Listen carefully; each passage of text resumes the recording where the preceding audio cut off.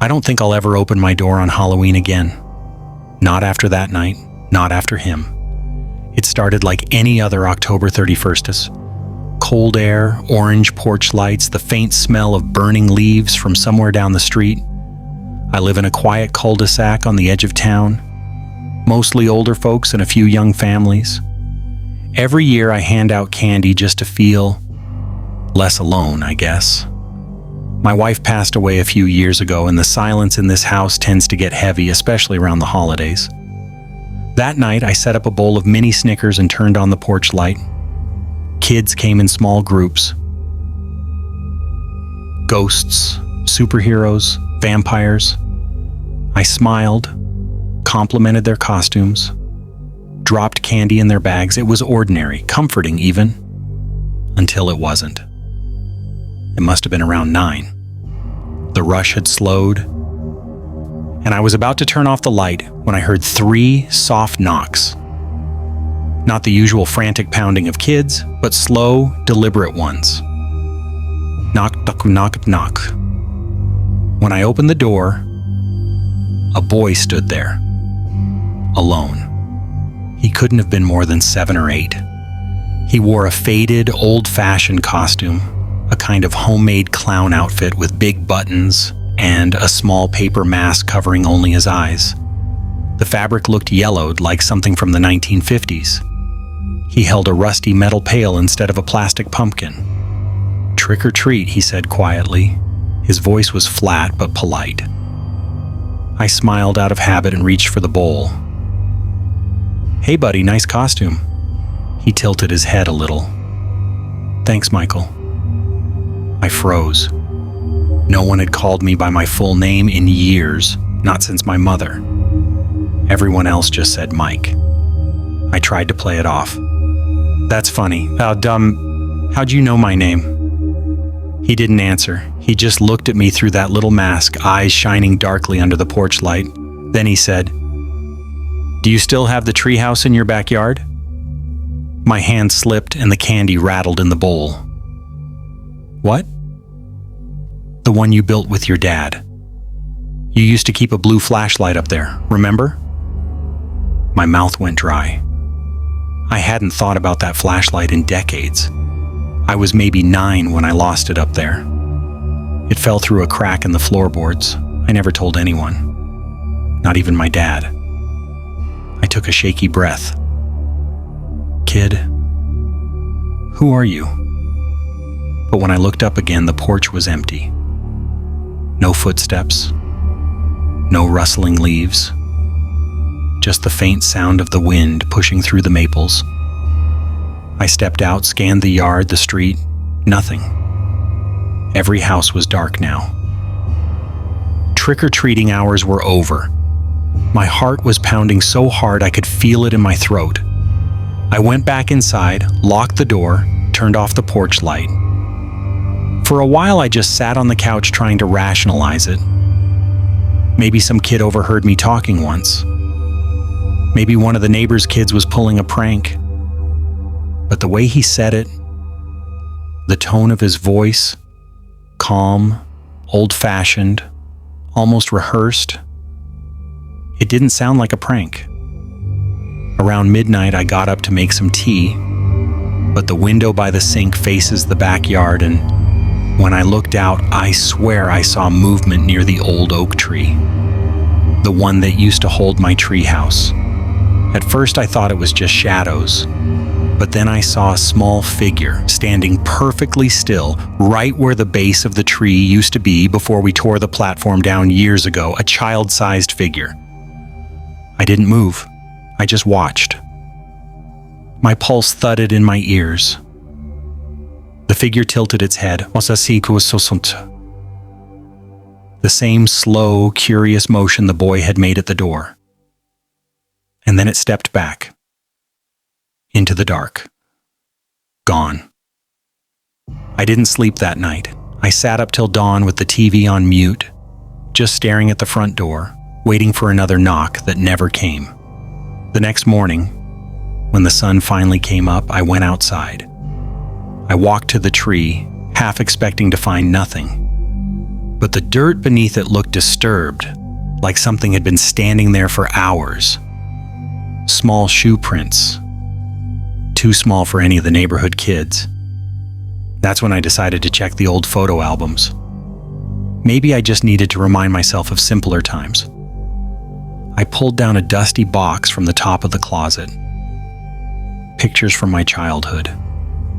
One of them caught my eye immediately. A Halloween photo from 25 years ago. I must have been about 9. I was standing on the porch, holding my candy bucket, grinning at the camera. And behind me, just barely visible in the shadow near the edge of the frame, was him. A small boy, in an old-fashioned clown costume, with a paper mask and a rusty metal pail. I stared at it for a long time, my fingers trembling. It didn't make sense. I'd never noticed him before. How could I have? The longer I looked, the more wrong it seemed. His face wasn't facing the camera. It was turned toward me. Even in the still photograph, I could tell he was looking directly at the back of my head. I felt sick. My mind started racing. I flipped through every photo from that year, every Halloween picture my parents had taken. And there he was again, sometimes in the corner of a frame, sometimes half hidden behind a tree or a group of kids, always watching, always near me, and always the same age. I tried showing it to a friend later, but the photos looked normal. The boy wasn't there anymore. I don't know how to explain that part. I scanned them, printed them again, even took pictures of the pictures. But the second I looked at them on my phone, the figure was gone. But the feeling hasn't left. Every Halloween since, I still hear it. The 3 slow knocks. Knock, knock, knock. I never open the door now. I just sit there in the dark, holding my breath, pretending not to hear. Last year, though, he tried something new. I woke up to a voice outside my bedroom window, a child's voice whispering softly through the screen. "Michael, it's still your turn to come play in the treehouse." When I looked outside, there was nothing, just the wind moving the branches. But in the faint reflection of the glass, I could see something standing behind me. A small shape, a paper mask, and a smile that didn't belong to any living child. That's why I'm telling this now. Because Halloween's coming again, and I can already feel it. The quiet anticipation, the chill in the air. Somewhere out there, that child is waiting. And this year, I think he wants me to open the door. It started with a chime that didn't belong. I was halfway through a horror movie when the doorbell rang. Not the digital one from the TV, but the sharp ding from my own front door. It was Halloween night, a few minutes past 9. I lived alone at the end of a quiet cul-de-sac, and the trick-or-treaters had stopped coming an hour ago. My porch light was still on though, so I figured maybe a few late kids were making one last round. I didn't bother to get up. I checked my phone instead, opening the live feed from my doorbell camera. The porch was empty. The motion alert showed a single 10-second clip. The shadow of a figure standing just beyond the light. I replayed it twice. Whoever it was hadn't moved. And the moment the porch light flickered, they were gone. I told myself it was probably a glitch. The app sometimes flagged passing cars as people. I cleared the notification, muted the alerts, and went back to my movie. Then the doorbell rang again. Another alert popped up. I opened it.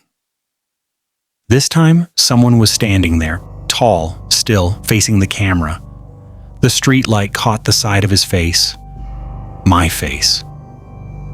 He was wearing the same dark hoodie I had on, the same messy hair, even the faint scar on my jawline. The image froze mid-breath, like he knew I was watching. The clip ended abruptly. I sat there for a moment, my mind trying to explain it away. Maybe an old recording, somehow replaying itself. but the timestamp was current. I went to the front window and peeked out through the blinds. The porch was empty. The street was quiet except for the rustle of dry leaves skittering along the pavement. I stepped outside to check the camera, half expecting to catch a neighbor playing a prank. Nothing. The air was cold, damp, the kind that smells faintly of rain and metal. I reset the doorbell camera and went back inside, locking the door behind me. For 20 minutes, nothing happened. Then came the third chime. The new clip showed me again. But not quite me. His hoodie was zipped up. Mine wasn't. His hands were tucked into the pockets, shoulders hunched, as if he'd been standing there for a while. The porch light buzzed faintly in the background. He turned his head slightly toward the door and smiled. I didn't remember smiling like that. My heart pounded. I opened the front camera feed. Nothing. The porch was bare. I checked the backyard just in case. Still nothing. I started recording the live feed on my phone, determined to prove it was some kind of loop. But before I could finish the thought, another notification appeared. Motion detected. Front door. I opened it. The version of me in the clip was different again. The light had shifted, now dimmer orange. He wore a jacket I hadn't put on in months. His hair looked damp, matted against his forehead. He stared directly into the camera this time, not blinking, just breathing. I could see the condensation of his breath on the cold air. Then he stepped closer until his face filled the frame, and I swear he whispered something. A single word I couldn't make out. The clip ended there. I paused it, replayed it frame by frame, turned up the volume. Faint static. Maybe a syllable buried in the hiss. I thought I heard my name. A knock came from the door. Not the chime, a knock. 3 slow, deliberate taps. I froze in the living room, staring at the door from across the room. My heart raced so hard I could feel it in my throat. The porch light flickered once, then steadied. I couldn't bring myself to move.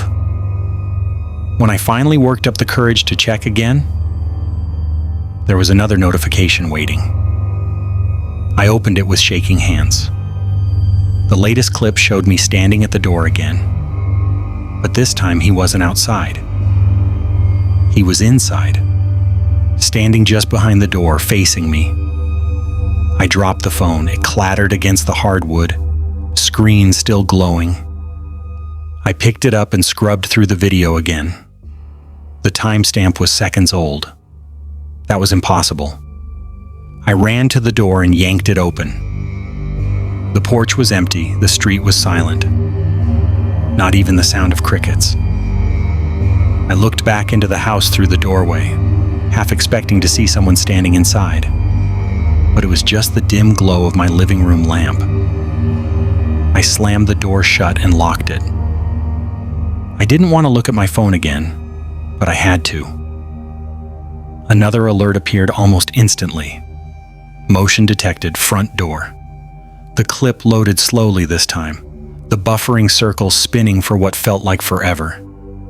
When it finally played, I saw myself again. My shirt was torn. Blood, or something that looked like it, stained the collar. My hands were pressed against the glass panel beside the door. He was on the outside, looking in. I turned toward that same glass panel in real life. It was dark. I couldn't see anything through it. My breath fogged the surface. Then something moved on the other side. I stumbled backward, knocking into the table. My phone slipped from my grip and hit the floor again, screen cracking. The chime rang one more time, longer than before, a drawn-out, distorted tone that buzzed through the house. The live feed switched on by itself. The camera angle had changed. It wasn't pointing at the porch anymore. It was inside, facing the hallway. my hallway. The lens was moving, gliding slowly past the front door, past the shoe rack, toward the living room where I was standing. I bolted to the back door, fumbling with the lock. The feed was still moving, following me like a person holding the camera. I heard a faint click from the front door. I turned just in time to see it open an inch.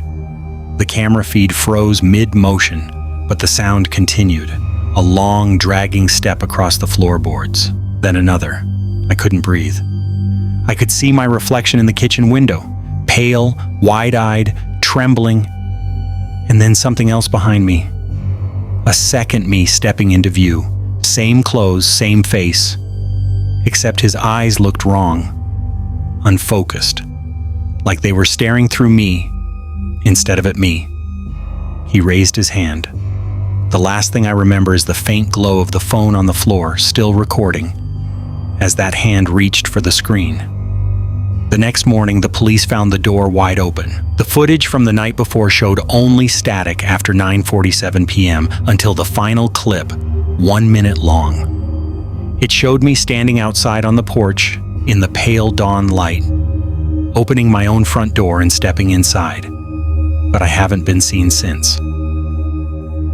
I remember the exact time because I checked the dashboard clock right before it happened. 11:37 p.m., October 31st. Halloween night. I'd been driving Uber for about 6 months in a small Ohio town called Brooksville, mostly late nights. The money was better after 10, and on Halloween, people drank more than usual. My back seat was a graveyard of glitter, fake blood, and plastic masks by the end of every shift. I was tired, half running on caffeine and bad music. But I needed one more ride to hit the nightly bonus. Then the ping came in. Pickup, Elmwood, and Pine. Destination, Riverside Grove. That was far, almost 30 minutes out, but the payout looked good. When I pulled up to the corner, the street was quiet. No traffic, no party noise, just cold wind moving wrappers along the curb. A woman stood near a flickering streetlight. She wasn't dressed for Halloween, no costume, no makeup. Just a pale gray coat, buttoned up to her chin, and a dark scarf that hid most of her face. She wasn't looking at her phone or waving like most riders do. She was staring straight at my car as if she'd been waiting for me specifically. I unlocked the doors. She got in without a word and sat directly behind me. Riverside Grove?" I asked. "Yes." Her voice was calm, flat, not tired, just empty. As I pulled away, the silence filled the car like fog. I usually make small talk to break the awkwardness, but something about her made me hesitate. In the rearview mirror, I caught a glimpse of her face. She looked young, maybe late 20s, but pale, like she hadn't been outside in weeks. Her eyes weren't on her phone. She was just watching the road ahead, as if she already knew the route. We passed out of town after 10 minutes. Streetlights grew sparse. The road cut through patches of forest and farmland. Every so often, headlights from the opposite direction flashed by, then nothing again. I turned on the radio quietly, some talk show rerun about local Halloween events, but her reflection in the mirror shifted slightly. "Can you turn that off?" she asked. "Sure." I clicked it off. The only sound left was the engine and the wind hitting the car. Something about the air felt heavier the further we drove. The moon was bright, but clouds were rolling in. My phone buzzed with another ride request, and I ignored it. Then, out of habit, I looked in the rearview mirror again. The back seat was empty. At first, I thought maybe she'd crouched down or leaned over, but there was no movement. The door lock indicator hadn't clicked. No sound, no draft, nothing. Just gone. My heart pounded as I pulled to the side of the road. The hazard lights flashed across the empty fields. I turned around fully. The seatbelt was still buckled. Her scarf was lying on the seat, and next to it, her phone. I picked it up. The screen was unlocked. There were photos open, dozens of them. Every single one was of me, sleeping, in my bed, from different angles. Some from my doorway, some right next to me. One showed me lying on my side, mouth slightly open, the alarm clock reading 2:14 a.m. I froze. My breathing went shallow. The most recent photo was timestamped today, 9:46 p.m., less than 2 hours earlier. I dropped the phone and got out of the car, trying to catch my breath. The night felt colder now. The road stretched empty in both directions. The fields black and motionless. I looked around for any lights, houses, cars, anything, but there was nothing. I called 911. The dispatcher asked for my location. My voice was shaking. I explained what happened, that a passenger disappeared and left behind a phone with photos taken inside my house. She told me to stay put and that a patrol car was being sent. 15 minutes passed. I sat in the driver's seat with the doors locked, watching the road.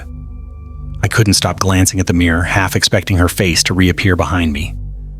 When the police arrived, 2 officers checked the area with flashlights. They didn't find anyone.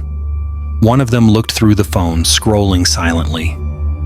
The other asked me to describe the woman again. After a while, they looked at each other. "Riverside Grove?" one repeated. "You sure that's the address she gave?" "Yeah, why?" He hesitated. "That's the old Riverside subdivision. No one's lived out there in over 10 years. It was condemned after that gas explosion." I told them I hadn't known. They took the phone and said they'd file a report. One officer offered to follow me home just in case. I agreed. When I finally got back to my apartment, it was after 1 a.m. My hands were still shaking as I locked the door and checked every room. Nothing seemed out of place. But when I walked into my bedroom, I froze. My pillow was on the floor. That didn't sound like much, but I'm obsessive about order. I never leave things out of place. And then I saw something else. On the nightstand, where I always keep my charger, was a small gray hair tie. It wasn't mine. I barely slept that night. Every sound made me jump. I ended up turning on all the lights and sitting in the living room until sunrise. The next afternoon, a detective called me. They'd gone through the phone. It was registered to a woman named Eliza Hartman. The name didn't ring a bell, but he said she'd been reported missing 3 years earlier, from Brooksville. Her last known address? Elmwood and Pine. That same corner. They asked if they could review my dashcam footage. I hadn't even thought to check it. I sent them the file. Later that evening, the detective called back. His voice sounded off, hesitant. "Are you sure you picked someone up?" he asked. "Yes," I said. "You saw the ride record?" "I saw the record," he said slowly, "but we reviewed the footage." "You pulled up to the corner and stopped. You looked toward the curb, said something, and waited a few seconds, but no one ever got in your car." I didn't know what to say. He went on. "And about those photos, our tech team analyzed the metadata. They weren't taken on that phone." "What do you mean?" "They were taken with yours." I hung up. I didn't drive for a week. I couldn't sleep. I kept checking my phone gallery, terrified I'd find new pictures. I even covered my laptop camera with tape. But then, last night, exactly a week later, I woke up to a soft sound. A faint chime from my phone. An airdrop request from a device named Eliza's iPhone. The preview showed a photo of me sleeping, taken from the foot of my bed.